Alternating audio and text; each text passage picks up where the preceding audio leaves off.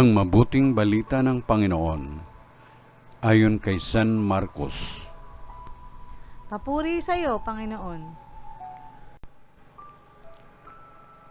Sa gitna ng pagbubunyi ng mga tao, pumunta si Jesus sa Jerusalem at pumasok sa templo.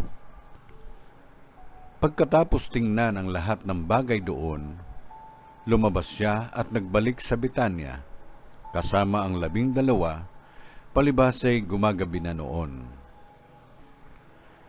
Kinabukasan, nang sila'y pagbalik na mula sa Betania, nagutom si Jesus. Natanaw nito sa di kalayuan ang isang puno ng igos na madahon. Nilapitan niya ito upang tingnan kung may bunga. Ngunit wala siyang nakita kundi mga dahon, sapagkat hindi pa panahon ng igos noon.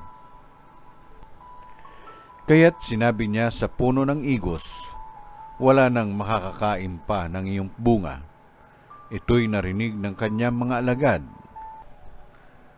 Pagdating nila sa Jerusalem, pumasok sa templo si Jesus.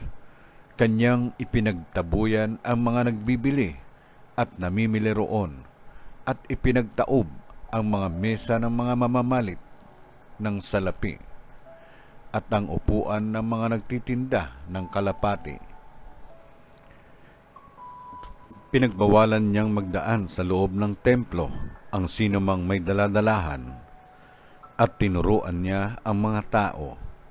Sinabi niya, "Nasusulat, ang aking bahay ay tatawaging bahay dalanginan ng lahat ng bansa. Ngunit ginawa ninyong pugad ng mga magnanakaw." Narinig ito ng mga punong saserdote at ng mga eskriba. Buhat nooy, humanap sila ng paraan upang mapatay si Jesus, sapagkat natatakot sila sa kanya. Dahil sa umahanga ang lahat ng tao sa kanyang turo, pagdating ng gabi, lumabas na naman ang lungsod si Jesus at ang kanyang mga alagad. Kinaumagahan, pagdaan nila'y nakita nilang patay na ang puno ng igos. Naalaala ni Pedro ang nangyari at kanyang sinabi kay Jesus, "Guro, tingnan ninyo, namatay ang puno ng igos na sinumpa ninyo." Sumagot si Jesus, "Manalig kayo sa Diyos. Tandaan ninyo ito. Kung sabihin ninuman sa bundok na ito, umalis ka riyan, tumalon ka sa dagat, na hindi siya nag-aalinlangan kundi nananalig na mangyayari ang sinabi niya, ito'y gagawin ng Diyos para sa kanya. Kaya't sinasabi ko sa inyo, anuman ang hingi ninyo sa panalangin, manalig kayong natanggap na ninyo iyon, at matatanggap nga ninyo.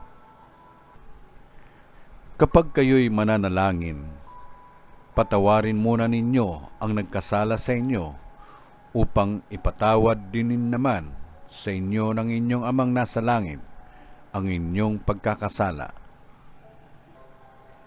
Ngunit kung hindi kayo magpatawad, hindi rin naman kayo patatawarin ng inyong amang nasa langit." Ang mabuting balita ng Panginoon. Pinupuri ka namin, Panginoong Jesucristo.